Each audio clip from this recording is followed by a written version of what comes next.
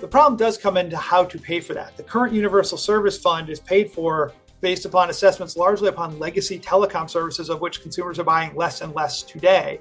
There's just no room to roll ACP into that and have that be sustainable. Welcome to another episode of the Community Broadband Bits podcast. I'm Christopher Mitchell at the Institute for Local Self-Reliance. I'm in St. Paul, Minnesota, where it is a bit rainy, but when you're listening to this, hopefully it's beautiful out. Mike Romano is our guest today, Executive Vice President at NTCA, the Rural Broadband Association. Welcome. Christopher, thank you for having me. It is sunny and bright here for the first time in days, so I'm sorry you've got our rain, but look forward to catching up and talking up through a bunch of issues today. That sounds good. For people who are unfamiliar, NTCA is not the Cable Association. You're one transposition of letters off from that.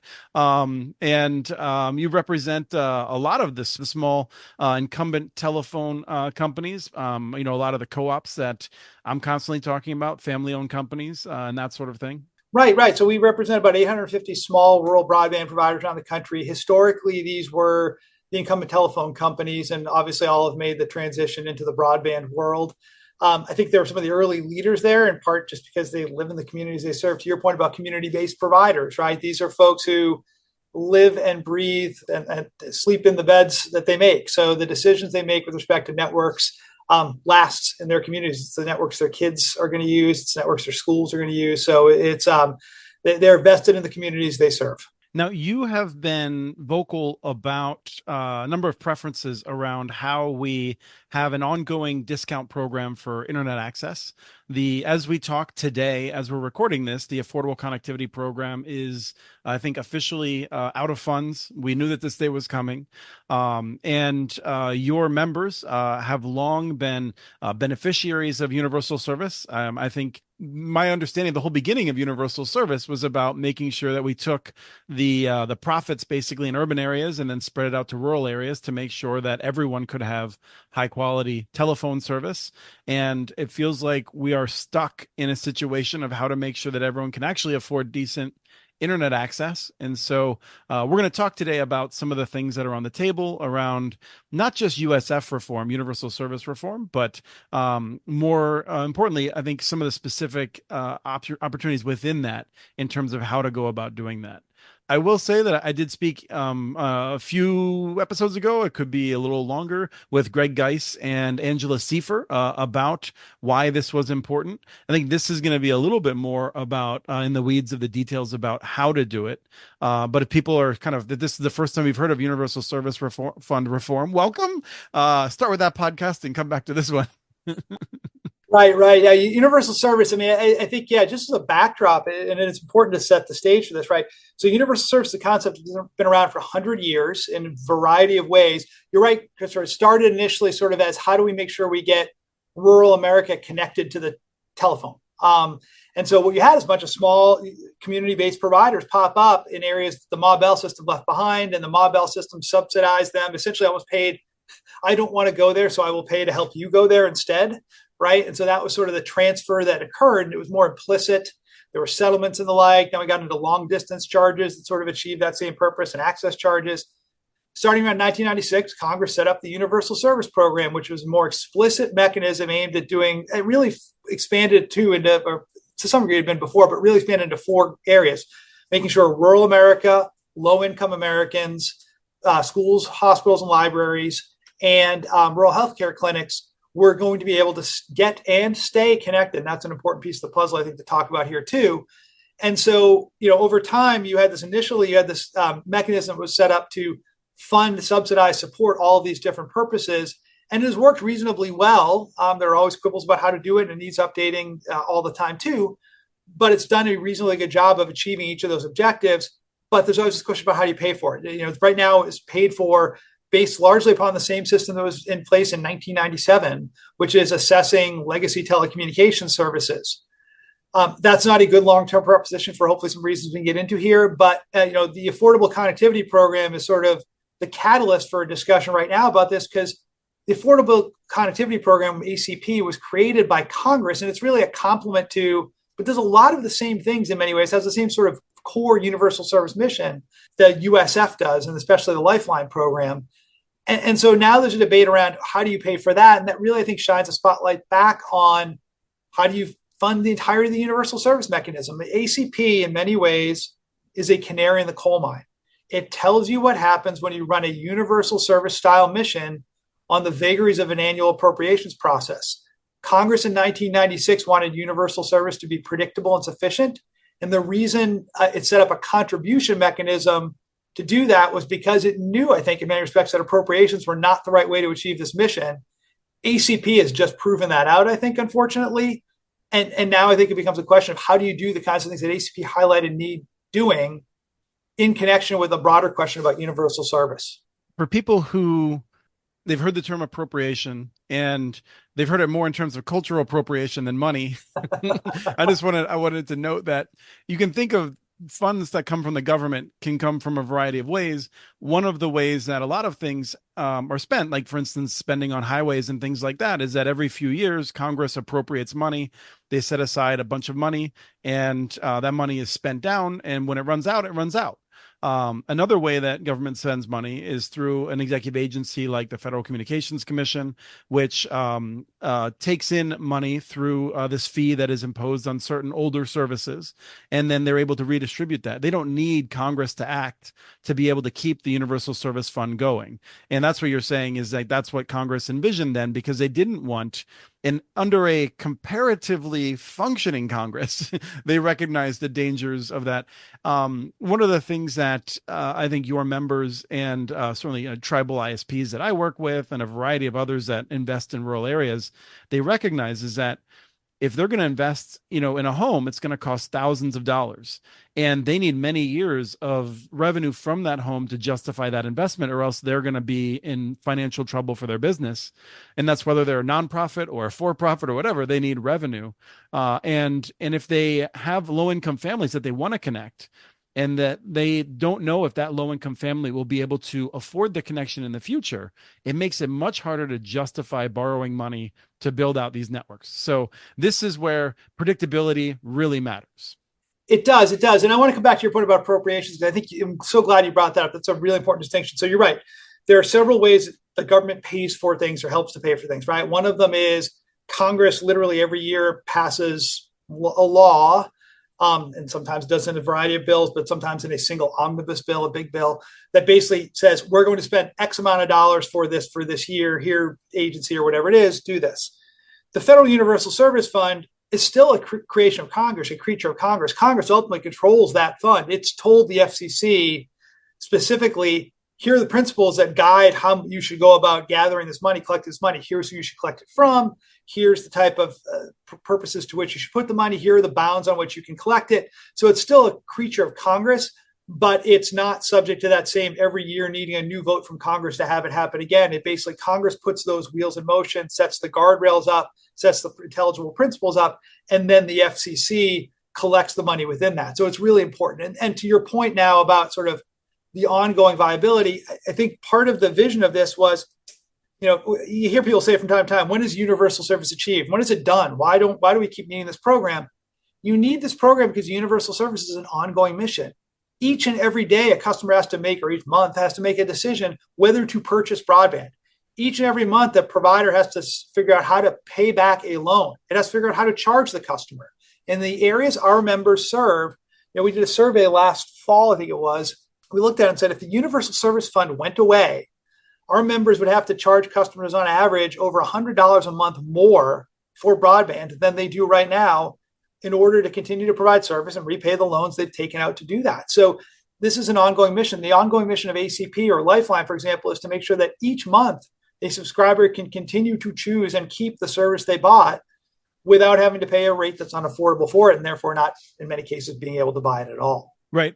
This is where I want to say that I will note that for those who want to write to me and say that good riddance. The ACP just gave incumbents a bunch of money for things that they weren't really doing. I am frustrated with the amount of money from the ACP that went to wireless companies who I feel like weren't really delivering the level of service that we would like to see, that really make a difference for kids doing homework, people having economic opportunities and stuff like that. A lot of the money went to a few cable companies that I'm frustrated with, where we haven't moved toward a structural solution.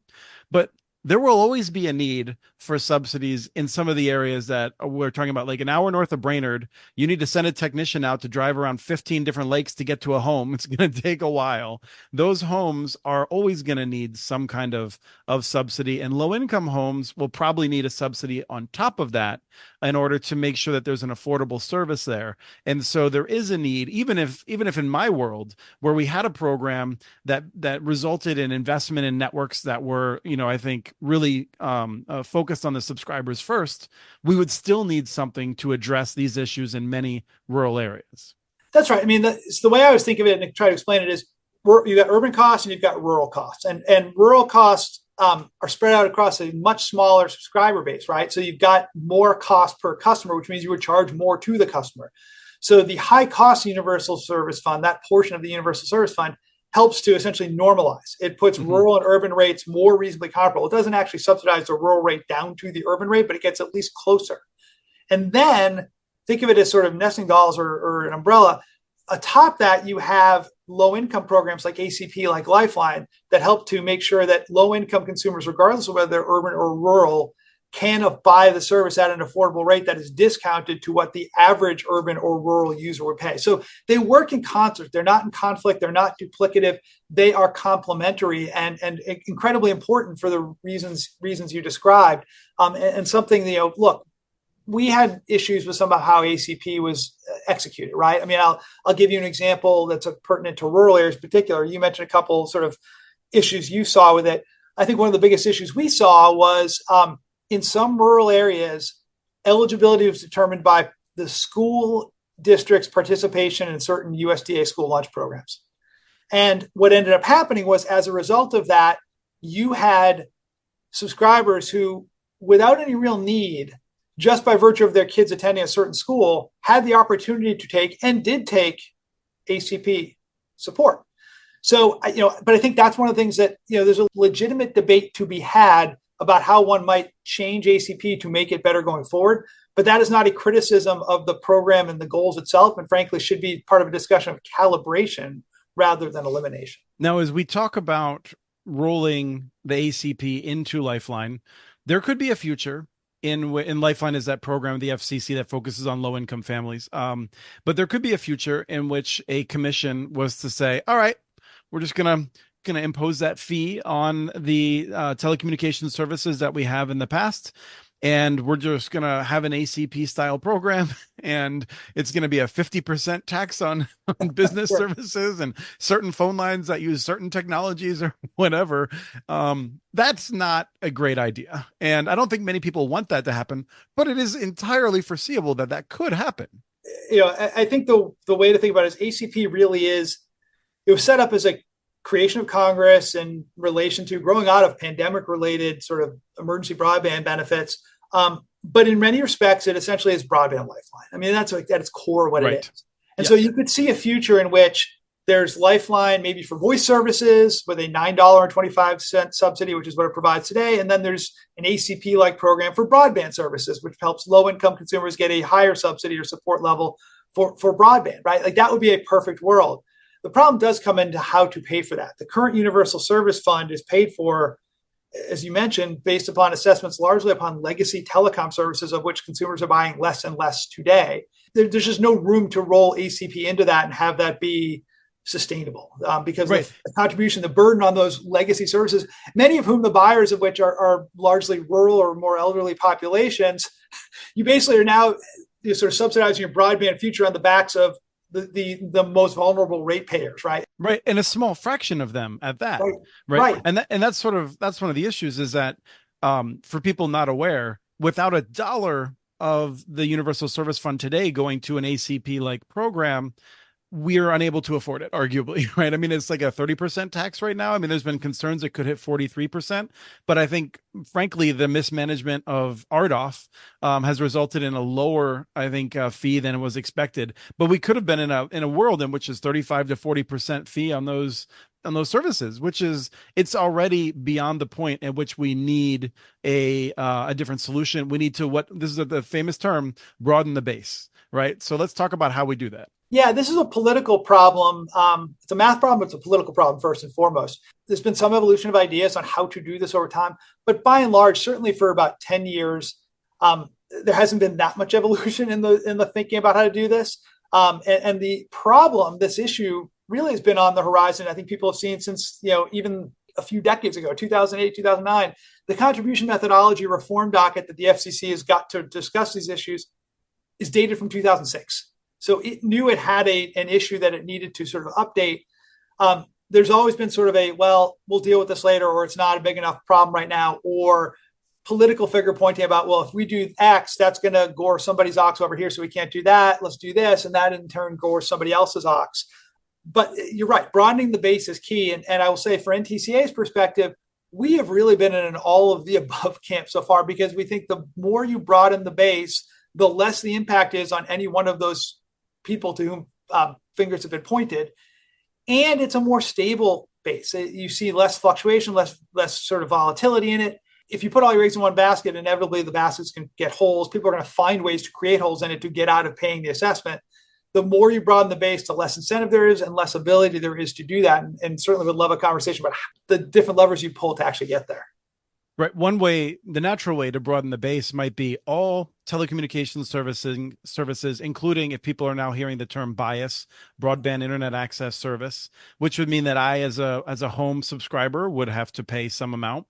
That is politically unpopular. I mean, I remember back in the late 90s already, like, don't tax the internet. You can't tax the internet. And for the life of me, I don't understand why the internet is special. We tax gasoline, which people need all over the place to move around. We tax all kinds of things, and we use it hopefully in a wise way. For instance, we tax gasoline in order to make sure that we have roads that are able to be driven on and things like that.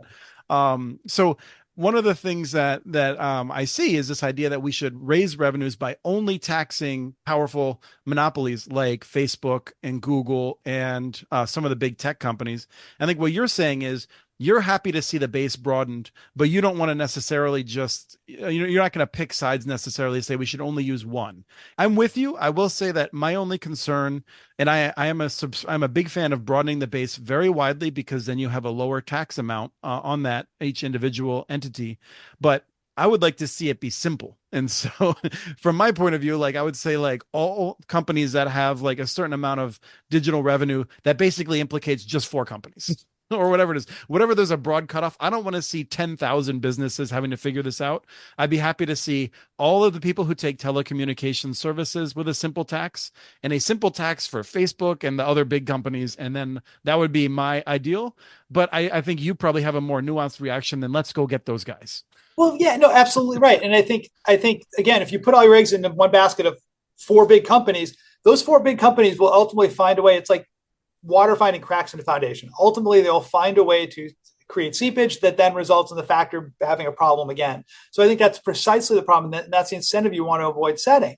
And by the same token, if you just assess consumers, I think you miss the boat on what I think should be a guiding principle of universal service, which is everybody that uses or benefits from the existence of these networks and services should contribute to their health and well-being, to their availability and affordability and sustainability. And so if you take it from that perspective, from that mantra, I think you get to a much broader group of folks. You get to who are not contributing today. You get to broadband services, right? So service providers.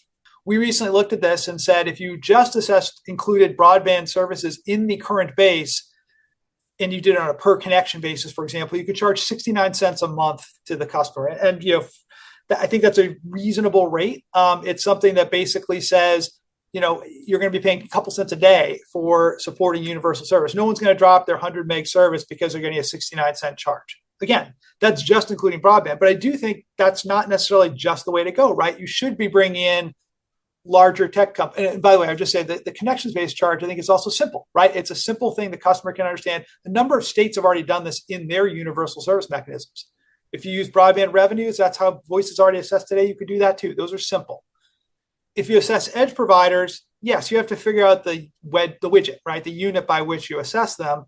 But if you bring them in, you could push down even further how much burden's placed on the broadband consumer and share it with these other companies through digital advertising revenue and the like. And there are a number of proposals that have been put forth legislatively to do that in a relatively simple way and to make sure it doesn't track to the smallest innovator in the sort of edge provider marketplace, the new company. It's really grabbing sort of 10, 15, 20, whatever it is, the largest firms, and having them spread that again along with broadband users. So you're spreading it widely. And then the last one I'll mention is sort of cloud service platforms, right?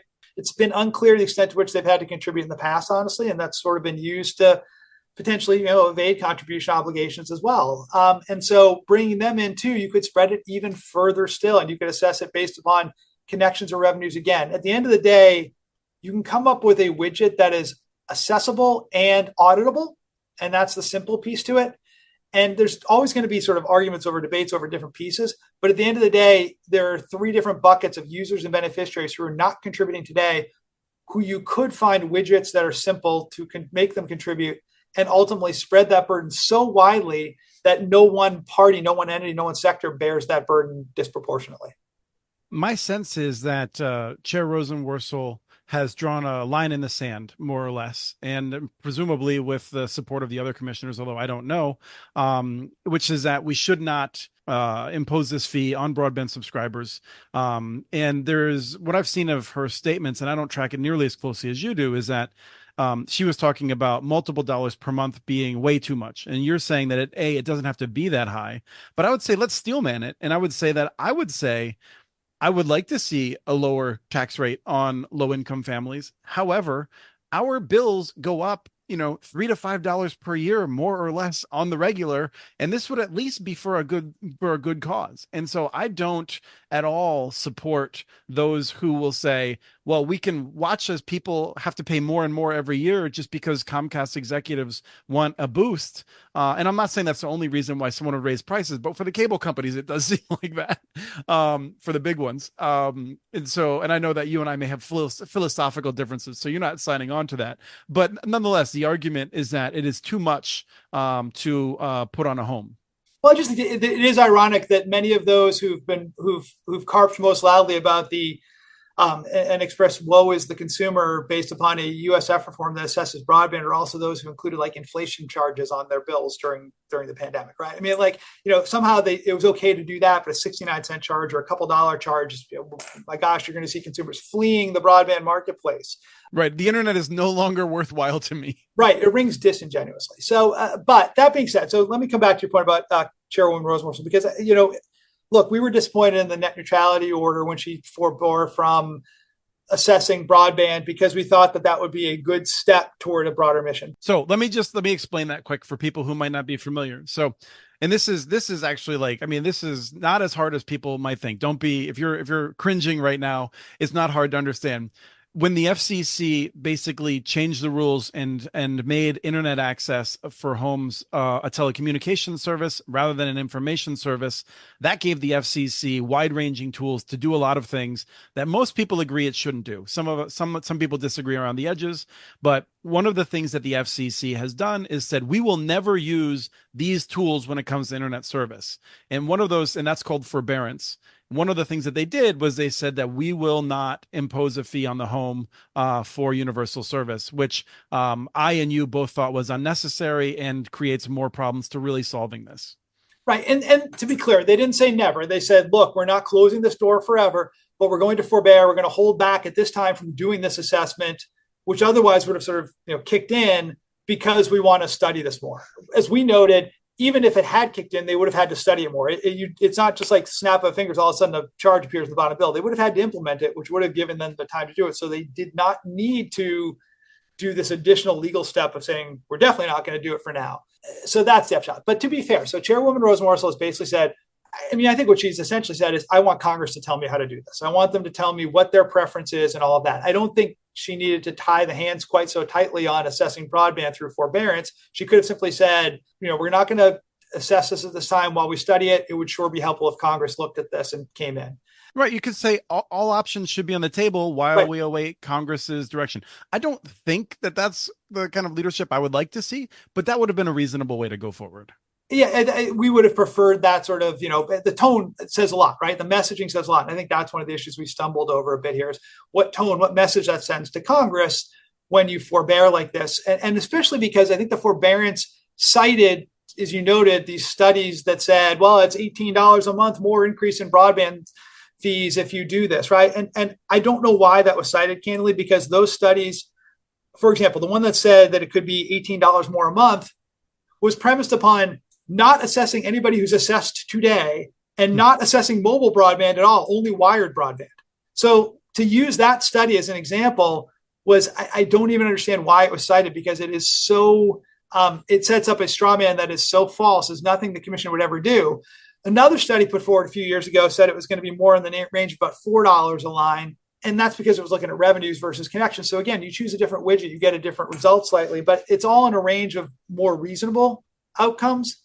I do think what the chairwoman has teed up, though, and really now at this point is sort of forced, is Congress to step in and give direction to the commission about which way to go.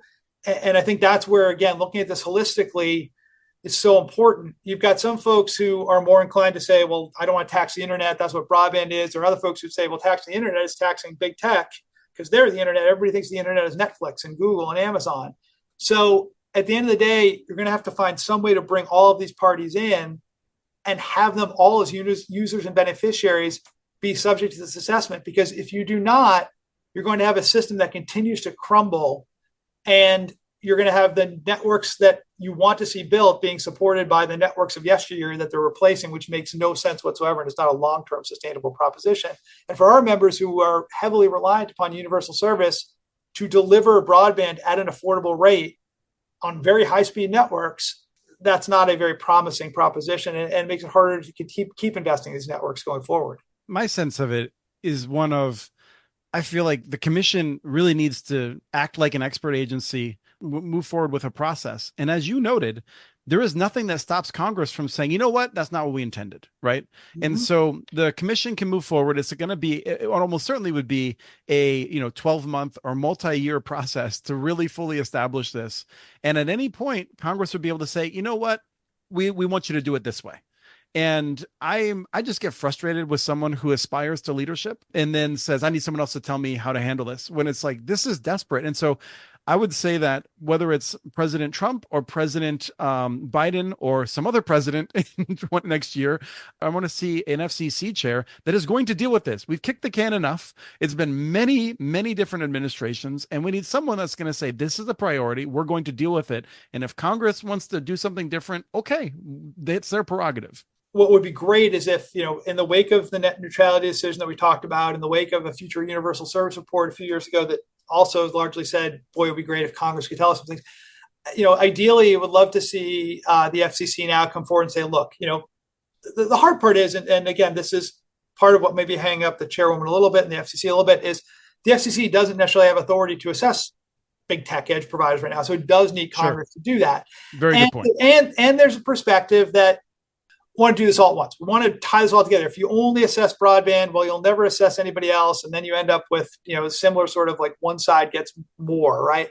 So I can see the thinking behind that. So ideally, given all of that, what I would say is next steps from the FCC, what would be great is, even if they don't want to necessarily proceed forward with implementing one regime where they assess one group of contributors, let's start that conversation and let's say, look, here's how we would do this with respect to broadband, where we do have authority today. Here's the conversation about, if we were to have authority to talk about big tech, how we might approach that going forward. And Congress could look at that and say, boy, the FCC is signaling to me that they're ready to do this. Let me think about starting to give them the authority. And there are conversations in Congress now happening. The FCC pointed to that even in the net neutrality order to say, look, we know Congress is talking about this. We're going to, hopefully see what they say.